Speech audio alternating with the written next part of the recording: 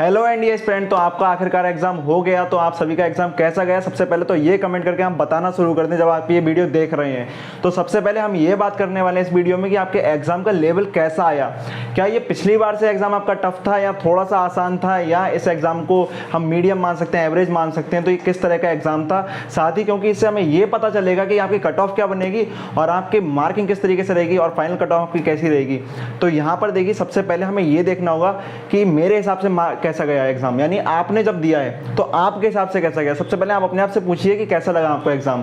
तो उसके बाद हम ये शुरू करते हैं वीडियो। तो मैं आपको यहाँ पर सबसे पहले शुरुआत करता हूँ मैथ के आपके जो पेपर है। तो मैथ का पेपर अगर हम सीधा सीधा कंपैरिजन में आपको एक बार में बोल दूं तो जो आपका पिछला एग्जाम था यानी सेकंड 2021 वाला जो एग्जाम था उससे आपकी मैथ बहुत ईजी है उसके कंपैरिजन में। क्योंकि पिछली बार जब स्टूडेंट्स एग्जाम देकर आए थे तो आपने खुद सुना था कि हमारा बहुत खराब हुआ, मैथ बड़ी भयानक आई। कुछ क्वेश्चन तो ऐसे थे जिनके फॉर्मूले भी उन्हें कभी नहीं देखे थे, इवन बहुत बड़े बड़े जो टीचर्स हैं उन तक ने नहीं पढ़ाए थे।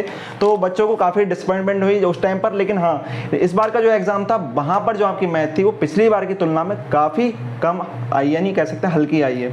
तो कुछ ही क्वेश्चन आपको देखने को मिलेंगे टफ मिलेंगे, वरना आपके जो क्वेश्चन है वो ज़्यादातर आपको आसान मिल जाएंगे, जिनको आपने अगर अच्छे से तैयारी करी है तो आप कर लेंगे। और आपको भी पता है अगर आपकी तैयारी अच्छी है तो यार टफ बहुत रेयर होता है कि आप कहोगे टफ है, बहुत ज़्यादा टफ है, क्योंकि टाइम टेकिंग क्वेश्चन हो सकते हैं। ऐसा क्वेश्चन तो जल्दी नहीं होता कि खोई ना। तो यहाँ पर आपके जैसे कि आप कह सकते हैं जो आपका 19 क्वेश्चन था जिसमें साइंस, अभी सी सेट का मैं बता रहा हूँ, आपके और अलग अलग सेट हो सकते हैं। उसमें sine 0 plus sine 10 plus sine 20 plus sine 30 करके वो अप टू साइन 36 डिग्री तक था। तो उसको कैलकुलेट करना, उसका एक फॉर्मूला लगता है। तो उस फॉर्मूले को कई बार पता नहीं होता, इस वजह से वो टफ लग सकता है आपको।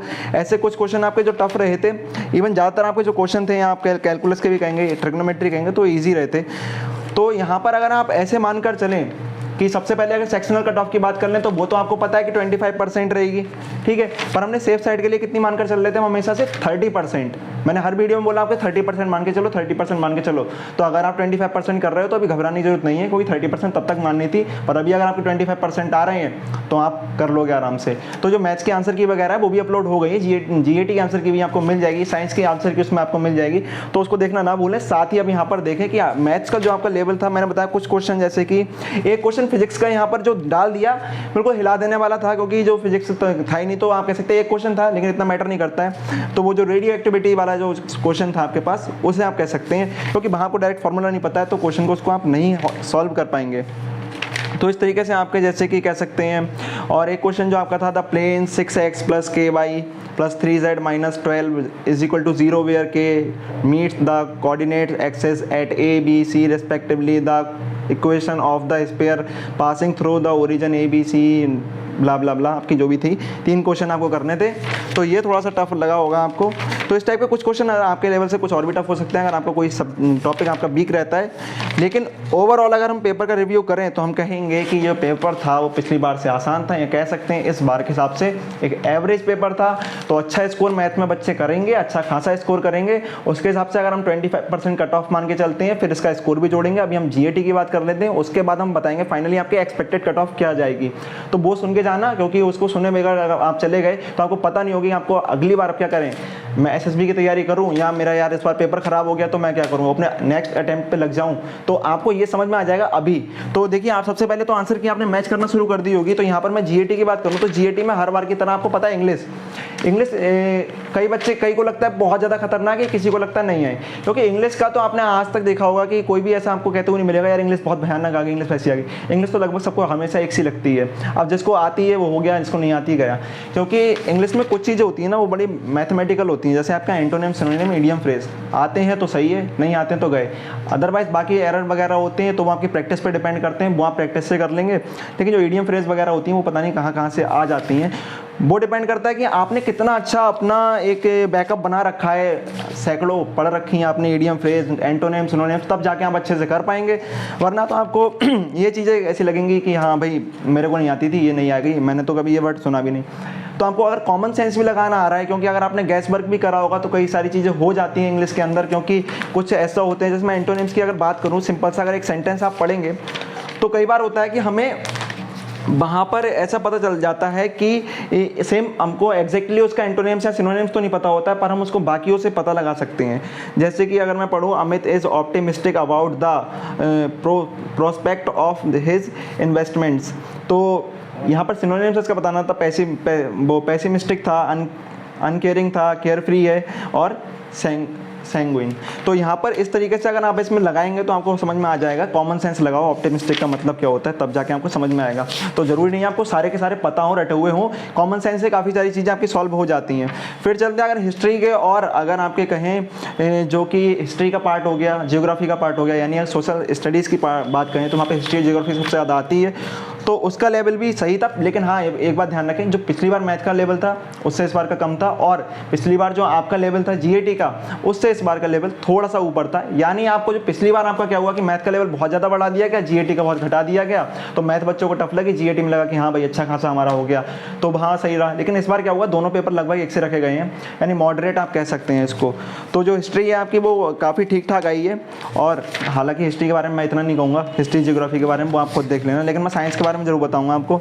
तो साइंस कैसी आई, तो साइंस से बिल्कुल जैसी आती है हमेशा। साइंस के स्टूडेंट जिन्हें पढ़ रखी होगी वो तो ये कहते हैं साइंस तो यार मज़ेदार है, 50 क्वेश्चन आएंगे, कम से कम 40 करके आओगे, सही वो भी बता रहा हूँ मैं। तो यहाँ पर कुछ ही क्वेश्चन होते हैं जो आपको नहीं कर मिलेंगे, जैसे कि फॉर्मूले अगर आपने याद नहीं करें, अगर 10th लेवल तक की पढ़ी है, और अभी अगर आप पढ़ रहे हैं सीबीएसई बोर्ड से, आईसीएसई बोर्ड से, तो आपने 10th लेवल में वो नहीं पढ़ी होती है जो पुराने यूपी बोर्ड के पढ़े होते हैं। इवन अब यूपी बोर्ड का बच्चा भी वो नहीं पढ़ता है। तो कुछ सॉल्यूशन होते हैं जो आपको 11th 12th की अगर फिजिक्स आती है तभी आप कर पाओगे। जैसे कि यहाँ पर एक जो क्वेश्चन आपके पास आया था स्पेसिफिक हीट का, जो कैलकुलेटिंग क्वेश्चन था, यानी आप कह सकते हैं न्यूमेरिकल, तो वहाँ अगर आपको कैलकुलेट तभी कर पाएंगे जब आपने उस फॉर्मूले को आपको पता हो। इसके साथ ही आपका एक और क्वेश्चन था जहाँ आपको कैलकुलेट करना था, हालांकि क्वेश्चन कई सारे कैलकुलेट करने थे, पर मैं आपको ऐसे क्वेश्चन बता रहा हूँ जहाँ पर ज़्यादा कैलकुलेशन करनी होती है। जैसे कि आपका एक फ्रीक्वेंसी और वेवलेंथ का जो क्वेश्चन था कि कितने टाइम में कि जो वो वेव टाइम लेगी चलने में, अगर उसकी फ्रीक्वेंसी जो है वो 1 किलो हर्ट्ज़ है। इसी के साथ आपके जो कुछ रिएक्शन बेस्ड क्वेश्चन थे कि किस टाइप की ये रिएक्शन कौन सी, इसमें से ऑक्सीडेशन रिडक्शन रिएक्शन यानी रेडॉक्स रिएक्शन है, या आपकी कौन सी इसमें से डिकम्पोजिशन रिएक्शन है। तो डिकम्पोजिशन रिएक्शन आपकी AgCl वाली थी, तो इस तरीके से आपको पता हो। इसकी आंसर की भी मैं डालूंगा थोड़ी देर में, तो वो ज़रूर देखें आप, और अगर आप बाद में देख रहे हैं वीडियो तो पढ़ चुकी होगी, ठीक है। और यहाँ पर आपके जो फिजिक्स कहेंगे, फिजिक्स में सबसे ज़्यादा क्वेश्चन आते हैं और इजी आती है फिजिक्स। बायोलॉजी थोड़ी सी प्रॉब्लम करती है, बायोलॉजी में फैक्चुअल नॉलेज ज़्यादा होती है, मतलब सिंपल से आपके पास टिश्यूज़ के नेम आ जाते हैं, और आपके पास अलग अलग, जैसे कि ज़्यादातर जो आपके पास आए हैं तो क्लासिफिकेशन में से आपसे पूछे गए हैं, टिश्यूज़ वगैरह के बारे में से पूछे गए हैं। तो वहाँ पर जो होता है ना, बहुत बहुत ज़्यादा हमें याद होना चाहिए, यानी फैक्चुअल नॉलेज ज़्यादा होती है, यार पता है तो ठीक है। जैसे साइंस में क्या है, मैं फिजिक्स में बता रहा हूँ, फिजिक्स में आपने सिंपल सा पढ़ रखा है, लाइट वाला चैप्टर पढ़ रखा है, तो वहीं से कहीं घुमा के क्वेश्चन आ गया, कोई न्यूमेरिकल आ गया, कर दोगे। पर फिजिक्स में क्या किया, अगर आपने पढ़ा ही नहीं किसी टिश्यू के बारे में, जैसे पूछ लिया आपके बारे में, जैसे मैं आपसे एक क्वेश्चन बोलता हूँ, मैंने ये देखा था आपके लिए, मैं ठीक है निकाला, जो कि हाँ, जैसे कि आपसे ये पूछ रहा है विच one of the following group is called amphibians of plant kingdom. तो अगर आपने 9th क्लास में पढ़ा भी होगा ये कौन होता है, तो ये होते हैं ब्रायोफाइटास। इसी तरीके से यहाँ से आपसे पूछ लिया गया था कि इसी के ठीक ऊपर जो क्वेश्चन था, in aquatic plants large air sacs give them bouncy effects, these sacs are surrounded by which one of the following types of tissues. तो parenchyma, chlorenchyma, sclerenchyma, complex tissues. तो इसमें पेरेन्काइमा आपका आंसर था, same आपके इसमें से पूछा गया था जो पाइसेस था, तो उसमें से आपका कौन सा इसमें से जो फेस है उसमें बिलोंग करती है, कौन सा एनिमल इसमें से बिलोंग करता है। तो उसको साथ ही आपके जो बायोलॉजी को आप कह सकते हैं थोड़ी सी आपका रहता है, बायोलॉजी मॉडरेट आती है, पढ़ना ज़्यादा होता है, और बायोलॉजी नहीं उसे जर्नल साइंस बोलते हैं हम। और केमिस्ट्री में आपके कुछ क्वेश्चन थे, यहाँ कार्बन वगैरह से काफ़ी आते हैं, आपको पता है, एसिड बेस से भी आए थे क्वेश्चन, और आपके डायरेक्ट कुछ क्वेश्चन ऐसे थे बड़े आसान से, ठीक है। तो जो कॉमन साइंस वाले थे, जनरल साइंस वाले थे, फिजिक्स आपकी आसान थी, लेकिन आपके फिजिक्स में कुछ न्यूमेरिकल जहाँ पर आए हैं, न्यूमेरिकल ने प्रॉब्लम क्रिएट करी है उन बच्चों के लिए जो जीएस वो पढ़ते हैं, यानी आप जीएटी में आपने साइंस अच्छे से नहीं पढ़ी, यानी आप साइंस स्ट्रीम के नहीं थे, तो अब आपको दिक्कत करी होगी। जो न्यूमेरिकल वाले क्वेश्चन है, न्यूमेरिकल के क्वेश्चन इस बार अच्छे खासे थे, अब तक न्यूमेरिकल के क्वेश्चन नहीं आते थे, थोड़ा सा चेंज है ट्रेंड। अगर पिछला कंपैरिजन में करूं तो पिछली बार शायद 3 या 4 क्वेश्चन, 3 क्वेश्चन होंगे मैक्स, पर बहुत ईजी थे। अगर मैं इस बार की कंपैरिजन कर दूं तो अभी अभी जो मेरे सामने दिख रहे हैं 1 2 3 और अगर मैं आपके काउंट कर रहा हूँ, ठीक है, 4, तो 4 क्वेश्चन तो मुझे अभी तक दिख गए, 5 दिख गए क्वेश्चन आपके जो न्यूमेरिकल बेस्ड थे, 5 6 क्वेश्चन आप कह सकते हो, ठीक है, और 7 तो 8 क्वेश्चन, तो यहाँ पर कई सारे क्वेश्चन इस बार आए हैं। 8 क्वेश्चन अभी तक मैंने काउंट करे हैं। अभी मैं देखता हूँ और आपके कौन से क्वेश्चन हो सकते हैं। तो अगर आपका पेपर आपने खुद देखा होगा कि जो 9, 10, 11, यार इस बार तो बहुत ज़्यादा मतलब आपके पास न्यूमेरिकल बेस्ड क्वेश्चन 11 है, और अब तक का ये रिकॉर्ड है कि 11 क्वेश्चन आपके पास न्यूमेरिकल बेस्ड नहीं आते हैं एक पेपर में। तो ये आपने खुद देखा है कि जो यूपीएससी है ना, अनप्रिडिक्टेबल है। चाहे आप कितनी भी प्रेडिक्शन लगा लो, मैं भी लगाऊं, कितने टीचर लगाते हैं, पर थोड़ा ना कुछ ना कुछ तो वो चेंज करते हैं भाई। उनको भी अपना दिखाना है कि हम क्या करेंगे, तो कुछ ना कुछ तो अलग करेंगे जो बिल्कुल हटके होगा। तो यहाँ पर साइंस में इस बार न्यूमेरिकल इंक्लूड हुए। न्यूमेरिकल इंक्लूड होने से सबसे ज़्यादा प्रॉब्लम उन्हीं बच्चों को हुई होगी जो साइंस स्ट्रीम से नहीं थे। साइंस स्ट्रीम के जो बच्चे हैं जिन्होंने 11th 12th में ही पढ़ी है, 10th तक पढ़ी है, तो उन्होंने कुछ क्वेश्चन, 2-4 क्वेश्चन को छोड़कर बाकी सब कर दिए होंगे। मैं बता रहा हूँ आपको, स्पेसिफिक हिट वाले को छोड़कर सब कर दोगे। और अगर आपने 11th 12th तक पढ़ी है तो इनमें से कोई भी क्वेश्चन बचने वाला नहीं है। और साइंस के लगभग जो 50 क्वेश्चन आपके आते हैं, 50 क्वेश्चन, आप उसमें से 45 अगर मैं मानूँ तो बायोलॉजी के छोड़ दो तो करके आए होगे, अगर आपके पास साइंस स्ट्रीम है, थी। और अगर आपके पास नहीं थी तब भी आप कम से कम 35 क्वेश्चन अच्छे से करके आओगे अगर आपने सही से पढ़ा। क्योंकि इस बार बोल रहा हूँ मैं, अदरवाइज आप ज़्यादा कर दोगे, क्योंकि इस बार 11 जो आपके न्यूमेरिकल आ गए।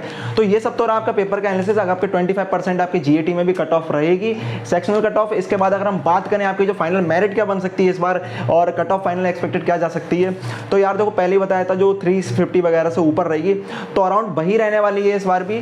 तो आपको वही उस कट ऑफ को ही टारगेट करना है। अगर आपका जो स्कोर है, मैं आपको बताऊं यहाँ पर 25% स्कोर करने के बाद दोनों सेक्शन में, आपके मैथ और जीएटी में, अगर आप यहाँ पर 330 प्लस कर रहे हैं तो यार थोड़ा सा अश्योर हो जाओ कि तुम्हें एसएसबी का कॉल लेटर आने के चांस हैं। तो तैयारी में लग जाओ। एसएसबी की कहाँ मुझे कोचिंग करनी है देखना शुरू कर दो, तलाशना शुरू कर दो, कुछ चीज़ें उसके बारे में पढ़ना शुरू कर दो। अगर आप उसकी कोचिंग की तैयारी करोगे तो आपका रिजल्ट आ जाए तो बहुत अच्छा खासा टाइम मिलता है, उसके लिए घबराने की जरूरत नहीं है। अगर आपका जब रिजल्ट आता है तो एसएसबी आने के लिए 1.5 महीने का टाइम आपको मिल जाता है एसएसबी होने तक। तो 14-15 दिन की कोचिंग होती है, तो उस टाइम पर हो जाती है। पर अभी आप क्या करें ना, कुछ चीज़ें पढ़ना शुरू कर दें। आपको लगता है 330 से प्लस आपका स्कोर है, और अगर आपका स्कोर 350, 360 से प्लस है और सेक्शन कट ऑफ पार कर रहे हैं, तो बिल्कुल अश्योर हो जाओ, अपने एसएसबी पर ज़्यादा फोकस करो। लेकिन अगर आपके पास बचा हुआ है अगला अटेम्प्ट, तो उसके साथ उस अटेम्प्ट पर भी फोकस करना शुरू कर दो, क्योंकि बहुत जरूरी है कि अटेम्प्ट पर भी फोकस करो। ऐसा नहीं कि अटेम्प्ट छोड़ दो, तो वो आपको देना है। एसएसबी में क्या पता क्या हो, लेकिन हाँ हम आशा करेंगे कि अच्छा ही हो, तो आपको उसकी तैयारी करना शुरू कर दें। अगर आपका इतना स्कोर हो रहा है और नहीं हो रहा है तो अभी लग जाएं अटेम्प्ट की तैयारी करने में। और आपके लिए एक सरप्राइज भी आने वाला है, हम बताने वाला, अनाउंसमेंट होने वाली बहुत बड़ी इस चैनल पर कि आपके लिए क्या फायदा होने वाला है अगले अटेम्प्ट के लिए। क्योंकि अगला अटेम्प्ट, अब जो टारगेटिंग अटेम्प्ट होगा, अब तक हम अपने चैनल पर उतना कोर्स प्रोवाइड नहीं करा पाए। कई बार कहने के बाद भी आप कह सकते हो कि यार भैया बहुत बोला आपने, नहीं करा नहीं। पर अब हम आपसे कह रहे हैं ये जो अटेम्प्ट होने वाला है इस बार बहुत हटके होने वाला है। इस बार हम आपके लिए बहुत सारी चीज़ें लेकर आएंगे साइंस और मैथ्स में, और साथ ही और कुछ नई चीज़ें इंक्लूड करेंगे, तो उन्हें देखना ना भूलें। तो नए हो चैनल पर सब्सक्राइब कर लो, अभी तक नहीं करा, बार बार वीडियो देख रहे हो, रिपीट वीडियो देख रहे हो, पर सब्सक्राइब नहीं कर रहे हो। तो यार एग्जाम हो गया, अगले एग्जाम की तैयारी में लगोगे। एसएसबी की जो जानकारी है वो सारी आपको इस चैनल पर मिलने वाली है थोड़े दिनों में, तो शुरू कर दो देखना। और यहाँ पर बने रहे चैनल पर, क्योंकि लगातार आपके पास एक के बाद एक नई नई जानकारियाँ यहाँ पर जुड़ती रहेंगी। तो अभी भी अगर आपने सब्सक्राइब नहीं करा है तो नीचे लाल बटन आ रहा है, उसको क्लिक करके उसका लाल रंग को बदल दो। और तब तक के लिए इतना ही, अगले अटेम्प्ट में लगे रहें। और अगर आपका एग्जाम बुरा हुआ है तो डिप्रेशन में ना जाएं, अगली बार कर लेंगे। तब तक के लिए धन्यवाद।